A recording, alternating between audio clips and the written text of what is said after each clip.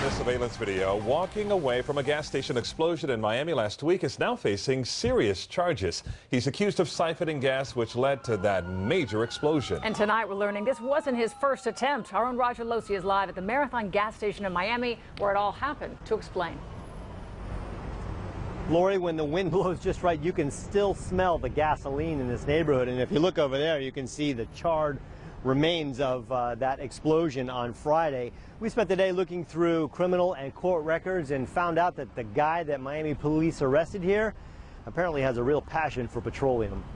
They're still talking about the big blast that rocked this West Miami neighborhood Friday and the man allegedly behind it, 46-year-old Onelio Castro, who police say was in the process of siphoning fuel from the underground tanks at this Marathon gas station into giant containers in his minivan when something went terribly wrong. The explosion blew the lid off a recurring problem in South Florida, gas theft. The crooks fit their vehicles with holding tanks, cut holes in the floorboards, and then drive on top of the underground tank covers. Then they use battery-powered pumps to steal the fuel, never even having to leave their cars. It's a dangerous way to make a living, but one from which Castro can't seem to retire. You could call him a gasaholic. Court records show he served 4 months in the Miami-Dade County Jail in 2010 after being caught driving one of those makeshift fuel tankers. In 2012, authorities believe he crashed another van loaded with fuel and ran away. Cops found his cell phone in the car, but the case was eventually dropped.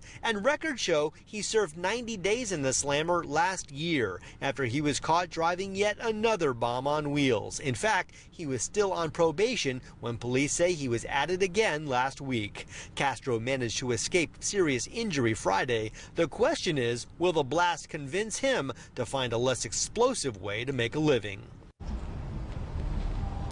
And it appears this time he may have no choice but to change careers. That's because Castro is currently on probation right now from that 2013 incident, on probation when he was arrested here again on Friday, which means he will likely face some very serious prison time this time around.